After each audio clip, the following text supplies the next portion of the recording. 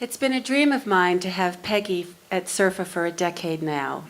And the stars aligned this year for Peggy to travel from the UK to be with us for this conference, to accept this award, to be our keynote speaker, and assuredly to inspire many of us with her activism, integrity, passion, and plain-spoken life experience.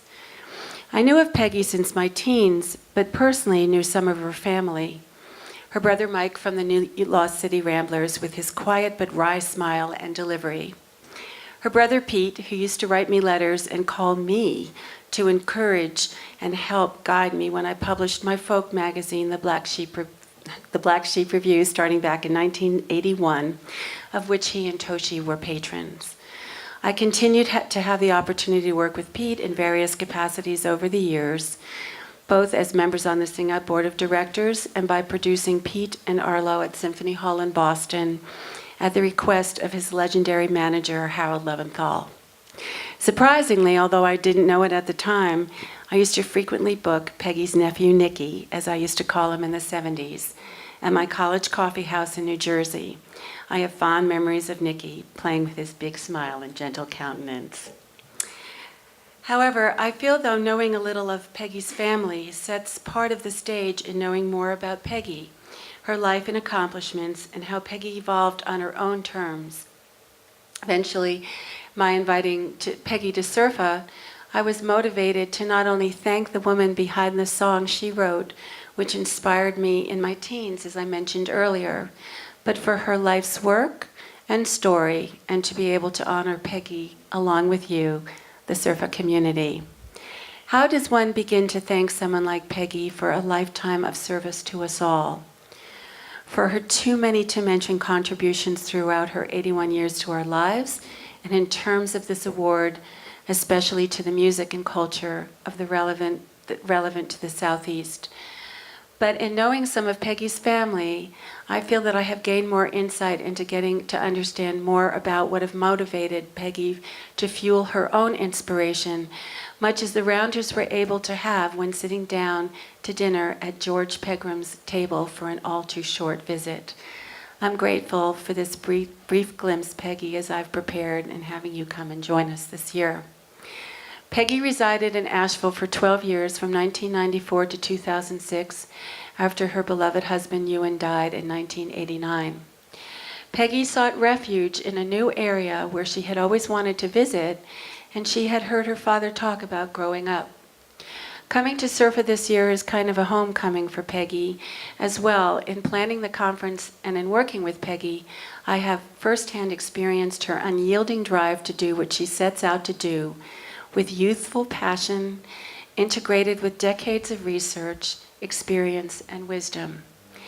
Peggy's commitment to speaking her truth, whether popular or not, and also witnessing her kindness firsthand, has already made me, and perhaps some of you, feel like an old friend. When one meets Peggy, she has the ability to make everyone comfortable with her warmth, yet she doesn't compromise on what she wants to do or accomplish in sharing her beliefs with us by action, writing, or creation.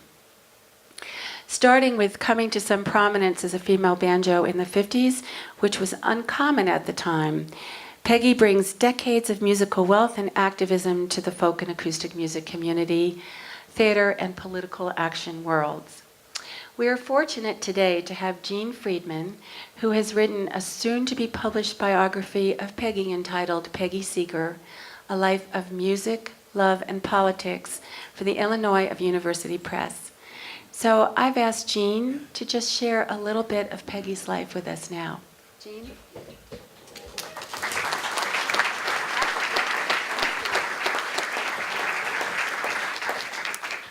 So it's my honor and my pleasure to introduce today's keynote speaker, Peggy Seeger. And I'm just going to give you a few key facts about her.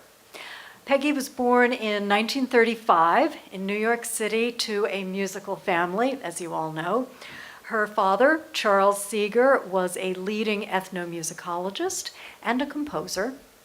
Her mother, Ruth Crawford Seeger, was a leading composer and a preeminent folk song anthologist.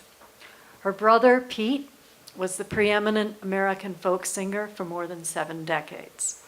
Her brother Mike was one of the leading figures of the American old-time music revival. Peggy has always made Anglo-American folk music her primary focus, but she has frequently done so while living away from America. Her first international adventure came at the age of 20, when, after 2 years at Radcliffe College, she decided to spend a year at the University of Leiden in the Netherlands, where her elder brother Charles lived. She'd already made her first album and was beginning to get singing gigs, and her musical skill led her on a series of adventures over the next few years. For example, she sang and played banjo in a German Christmas play with a group of Belgian university students. In Flemish and German. She performed at the 1957 World Youth Festival in Moscow with Guy Carawan. She traveled to China when an American passport forbade travel there. She played and sang in a multitude of folk music projects devised by Alan Lomax in England. She even returned to the United States to perform in Albert Grossman's famed Gate of Horn Club in Chicago. In early 1959, she settled in England with the playwright and folk singer Ewan MacColl, who was her partner both musically and personally for more than 30 years. Ewan and Peggy soon became the preeminent folk duo in England, and they produced an extraordinary amount of high-quality work. They made records of American and British folk music, toured extensively, helped organize one of the first folk clubs in the UK, wrote books, led workshops, and wrote and performed music for radio, television, film, and theater. One of their signal accomplishments, which Kari has already alluded to, was the 7-part radio ballad series in the late 50s and early 60s. For this series, they interviewed groups of people, including miners, fishermen, and gypsies, and then wrote songs and created radio programs about the people they interviewed. In the 1960s and early 1970s, they and a group of young folk singers created the Festival of Fools, a kind of folk theater that drew its inspiration from the social and political issues of the day. Like Peggy's brother Pete, Ewan and Peggy always believed that songs written in the folk idiom were ideal for expressing ideas of social protest. Peggy began writing songs in the late 1950s, and many of them are expressions of her own social activism, songs against apartheid, songs against the Vietnam War, songs in favor of women's rights, etc., etc., etc. Her most famous song, I'm Going to Be an Engineer, was actually written for the 1970-1971 Festival of Fools. Ewan and Peggy also found time to produce 3 children, all of whom are talented musicians and 2 of whom are professional musicians.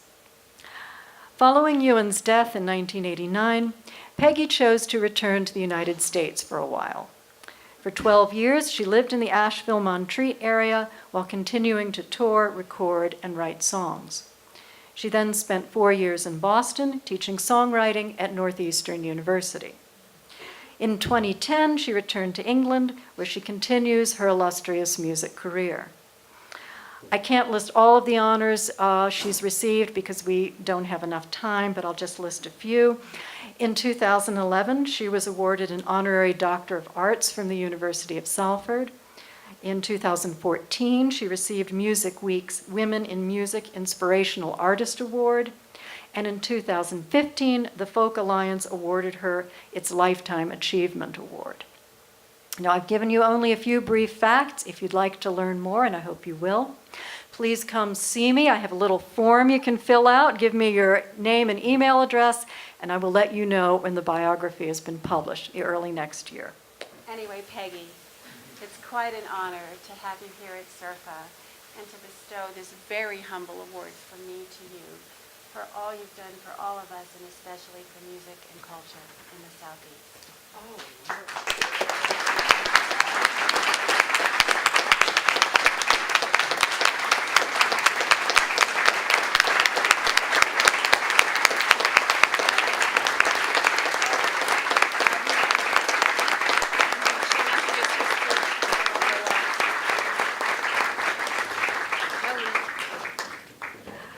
please give a warm welcome to Peggy Seeger and her keynote address entitled Singer Audience Song.